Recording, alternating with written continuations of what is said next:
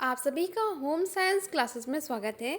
हम home science TGT PGT के practice set हम इसमें सॉल्व करते हैं। ये हमारा गृह व्यवस्था से रिलेटेड क्वेश्चंस हैं जो बहुत इंपॉर्टेंट आपके एग्जाम के लिए बहुत महत्वपूर्ण है। तो चलिए आज का वीडियो स्टार्ट करते हैं। आज का पहला क्वेश्चन है, गृह व्यवस्था से क्या तात्पर्य है? तो गृह व्यवस्था से तात्पर्य है हमारा परिवार की विभिन्न आवश्यकताओं की पूर्ति, उसके सदस्यों को उचित सहयोग प्राप्त करना। ठीक है, उसकी आवश्यकताओं का पूर्ति और सहयोग, सभी घर के जो सदस्य हैं उनका सहयोग के द्वारा हम काम करते हैं। तो गृह व्यवस्था इसी से मतलब चलता है हमारा। तो नेक्स्ट है हमारा क्वेश्चन, गृह व्यवस्था का सर्वोत्तम सिद्धांत क्या है? तो इसका सिद्धांत है परिवार के सभी सदस्यों को सुखी व संतुष्ट रखना, क्योंकि परिवार के सभी सदस्यों को संतुष्ट रखना और उनकी आवश्यकताओं को पूर्ति करना ही गृह व्यवस्था का सर्वोत्तम सिद्धांत होता है।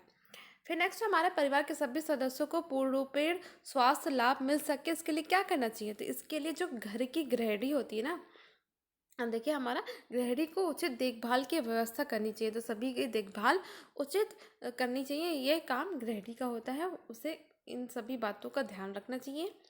सुव्यवस्थित गृह प्रबंध से तात्पर्य है तो परिवार के सभी सदस्यों का स्वास्थ्य जो है वो ठीक रहे, परिवार में सुख तथा संतोष बढ़ता रहे। ठीक है, रहन सहन का स्तर ऊंचा हो, ये सभी जो हमारे ये पॉइंट्स हैं, ये सभी गृह व्यवस्था जो गृह प्रबंध है जो अच्छे से चल रहा है उसके आप ये पॉइंट्स देख सकते हैं, यही है। तो इसका ऑप्शन ठीक है डी जो है उपरोक्त सभी होगा। गृह व्यवस्था में प्रमुख कठिनाई है, तो जो गृह व्यवस्था में कौन सी कठिनाई होती है? तो परिवार की आवश्यकताओं में पूरी तरह सफलता पाना। तो जो परिवार जितने सदस्य हैं, उनकी सभी अलग अलग आवश्यकताएं होती है, सभी का हम पूर्ति करना ये तो पॉसिबल नहीं होता। अगर नहीं कर पाते हैं तो ये हमारी जो गृह व्यवस्था है उसको चलाने में कठिनाइयाँ आती हैं। ठीक है, नेक्स्ट हमारा कार्य व्यवस्था का अर्थ है। तो जो कार्य व्यवस्था है उसका अर्थ क्या होता है, आप बताएं इनमें से। तो जो होता है पारिवारिक कार्यों को घर के अन्य सदस्यों से कराना। जो परिवार में जो सदस्य हैं, ठीक है, अलग अलग सदस्य होते हैं, ठीक है, तो उनसे कार्य करवाना हमारा कार्य व्यवस्था कहलाता है। ठीक है, कोई बाजार से सब्जी ले आया, कोई दूसरा राशन ले आया या घर के कुछ काम कर लिया, तो ये सभी जो गृहिणी है वो सभी सदस्यों से कुछ ना कुछ जो कार्य करवाती है वो हमारा कार्य व्यवस्था कहलाता है। ठीक है, कार्य सूची तैयार करते समय किन बातों का ध्यान रखना चाहिए? जब हम कार्य सूची बना रहे हैं तो उनमें किन किन बातों का हमें ध्यान रखना चाहिए? तो कार्य सूची को व्यवस्थित रूप देना चाहिए, कार्य सूची समयबद्ध रूप से हो, कार्य सूची पारिवारिक आय के अनुरूप हो। तो ये सभी बातों का ध्यान रखना चाहिए। तो उपयुक्त सभी बातों का ध्यान रखकर हम कार्य सूची बनाएंगे। ठीक है, नेक्स्ट हमारा गृह कार्य का मानवीय साधन है।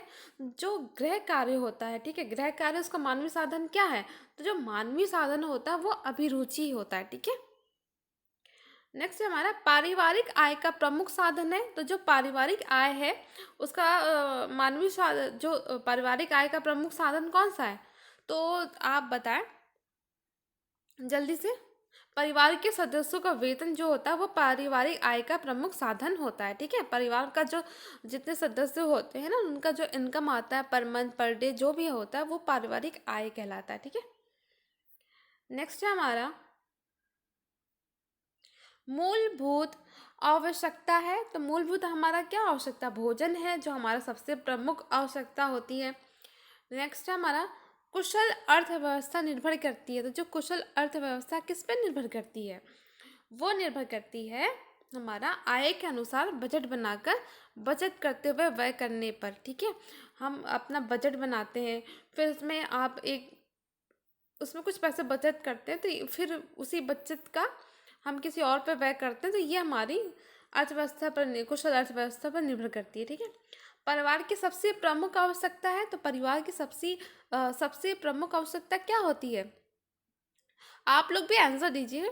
ठीक है, तो जो होती है जीवन रक्षक आवश्यकताएं जो होती हैं वही हमारी परिवार की सबसे प्रमुख आवश्यकता होती है। जो जीवन रक्षक आवश्यकताएं जो हमारे जीवन रक्षक के लिए, हमारे जैसे हेल्थ केयर के लिए इंश्योरेंस जो होता है ना, ये सभी उसी के अंतर्गत आता है। फिर नेक्स्ट हमारा आय का वह भाग जिसका उपयोग आवश्यकताओं की पूर्ति में होता है वह कहलाता है।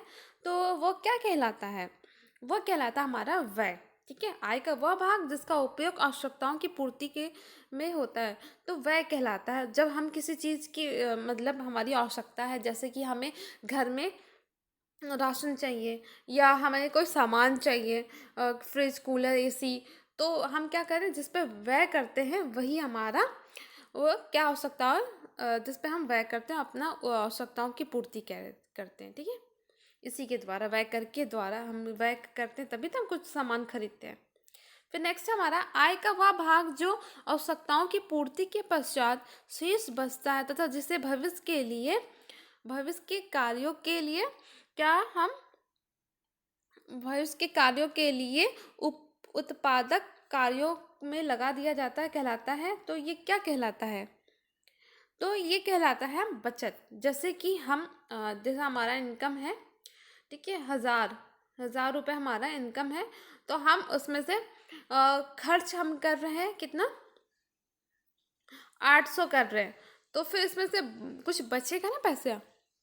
जो पैसे बचते हैं वो क्या कहलाता है? हमारा बचत कहलाता। कि बचत हम थोड़े महीने हर महीने अगर किसी का इनकम कम है वो 200 100 ऐसे बचा रहा है तो वो बचत कहलाता। फिर बचत जब होती है, हमारे ज़्यादा इनकम हो जा जब बच जाती है तो हम उससे क्या करते हैं, दूसरा कुछ सामान, हमारी ज़रूरत के सामान या फीस दे सकते हैं, या शादी के लिए बचत कर रहे हैं, या किसी भी चीज़ के लिए जो बचत कर रहे हैं हम उसको क्या करते हैं, उस पर खर्च करते हैं। ठीक है, भविष्य के लिए हम सेविंग्स करते हैं। फिर नेक्स्ट हमारा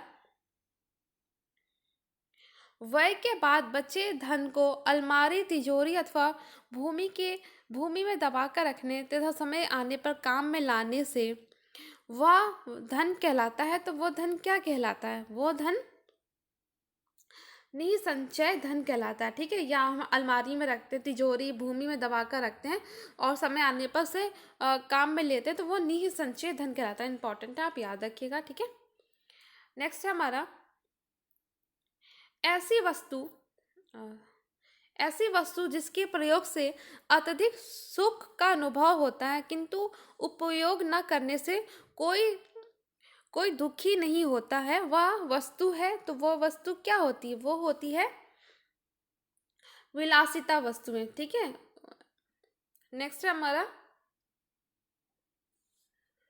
आवश्यकता मनुष्य की ऐसी इच्छा है जिसकी पूर्ति के लिए उसके पास पर्याप्त होना चाहिए। तो जब आवश्यकता है तो उसके पास पर्याप्त क्या होनी चाहिए?